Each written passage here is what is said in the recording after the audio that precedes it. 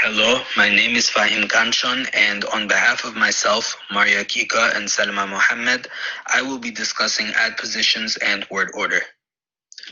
In particular, we chose to examine the relationship between basic word order and adpositional headedness. There are two universal tendencies which describe this relationship: that verb-object languages tend to have prepositions, and that object-verb languages tend to have postpositions.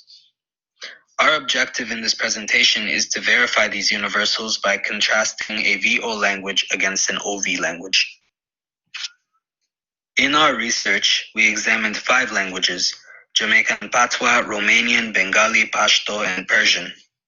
These languages were carefully selected to fulfill certain properties. Most notably, they allow us to cover our bases when it comes to word order and rigidity.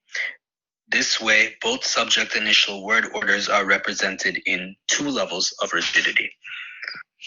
Secondly, we pick these languages as we have access to native speakers for each. This strengthens our analysis as we are able to obtain semantically identical sentences across all of our languages, allowing for more direct comparisons in structure. Additionally, this is useful because our analysis requires negative evidence for when a structure is ungrammatical. Lastly, we chose the languages in order to minimize genetic differences. Had we picked languages from various families, one might have argued that the differences in their adpositional structures stem from grammatical peculiarities of the families. But what we want to show is that the differences in structures arise from the morphosyntactic implications of another structure. Therefore, all our selections are from the Indo-European family. However, because our objective is just to demonstrate these universals, we will be restricting the focus of this presentation by highlighting 2 languages, Patois and Bengali. This allows us to present a more thorough analysis which captures the nuances of how these languages use adpositions. To briefly introduce Jamaican Patois, or just Patois, linguists describe it as an English-based Creole with West African influences. The speaker we interviewed was from the outskirts of Portmore, as indicated on the zoomed map with a white X.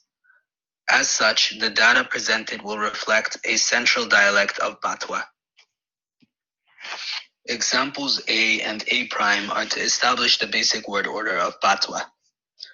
From the first sentence, Dipiknian Yam Kalalu, we see that this language is subject-verb-object, with the object, Kalalu, indicated in blue.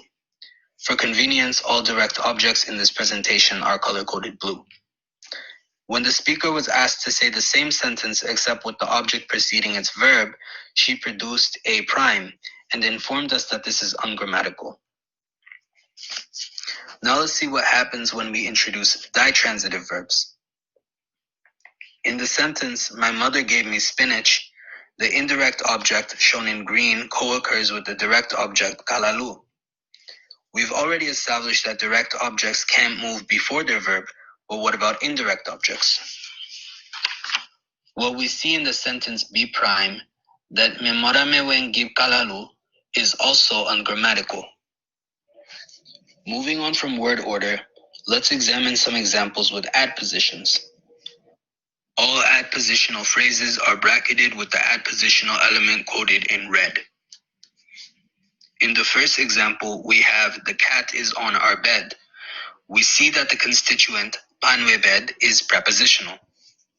In sentence D, the fisherman catch fish with him net, we observe an SVO structure and a postpositional phrase. Likewise for sentence E. To point out a few notable features of these examples, sentence C has a non-human subject and a copular verb, and while it is intransitive, we should still note that the argument follows its verb. In sentence D, the object is plural and indefinite, but this does not affect the word order. And in sentence E, the object of the adposition is a pronoun, yet this doesn't change that Patois uses a prepositional phrase. The next set consists of 3 very similar examples.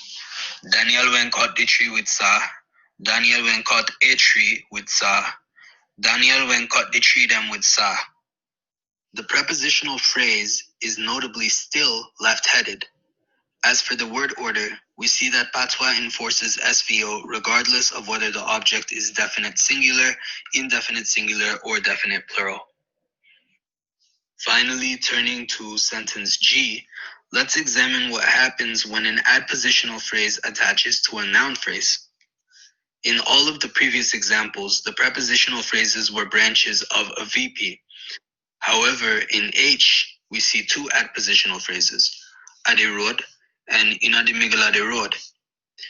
The nested PP attaches to the noun migl, meaning middle, yet we see that both phrases are left-headed.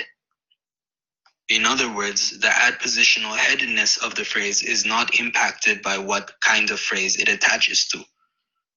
Now we turn to Bengali, a member of the Indo-Aryan subfamily as shown in the map of the Indian subcontinent. I natively speak the Dhakaya dialect as shown in the zoomed-in map with a red X. Through the following examples, I will demonstrate that Bengali is SOV dominant and postpositional. In the first example, the child is eating spinach. We see the object shak preceding the verb, forming an SOV structure. When the OV structure is reversed in A', the result is still grammatical. However, the sentence A' is less common and would generally be used emphatically, emphasizing that the action being done is eating. At this point, I'll acknowledge that Bengali is a pro-drop language. And to demonstrate that this doesn't affect word order, the most natural translation for he, she, it, or they are eating spinach is an OV structure, as shown in A'. Now we turn to ditransitive sentences. The most natural translation of my mother gave me spinach is shown in B, producing the structure subject, indirect object, direct object, verb. The structure in B', where the verb is moved before the direct object, is also grammatical. However, similarly to A', this structure emphasizes the verb. In B', we see the limits of Bengali's free word order. When one tries to move the verb ahead of both objects, the resulting sentence is ungrammatical. We see an important difference with Patois in sentence C. In the phrase amader bisnaye, the suffix ye is a multi-purpose locative marker. In this case, the marker corresponds to the English preposition on or upon.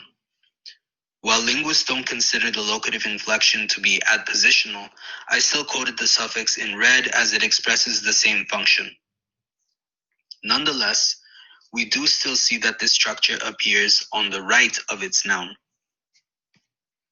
We notice consistent patterns for D and E, postpositional phrases, and SOV structures. Notably, in the sentence she kovita abritti korse tar jonno, the object of the postposition is a pronoun, yet we see the same predicted structure.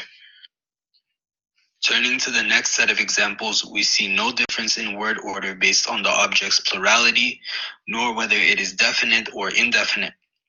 The adpositional constituent, koratie, is consistently postpositional.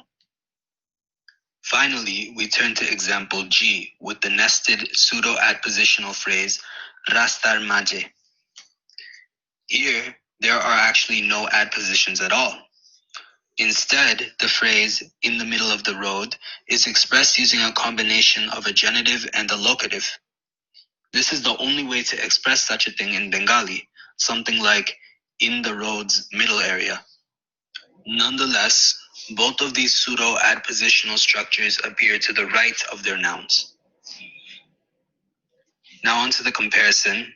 There is basically nothing these languages have in common with respect to the features we're examining. While both languages express adpositional relations syntactically, Bengali also does so morphologically. These languages differ in word order and adpositional headedness. From our examples, we see that Patois is VO and prepositional, while Bengali is OV and postpositional, and therefore our data corroborates the two universal tendencies. This concludes our presentation.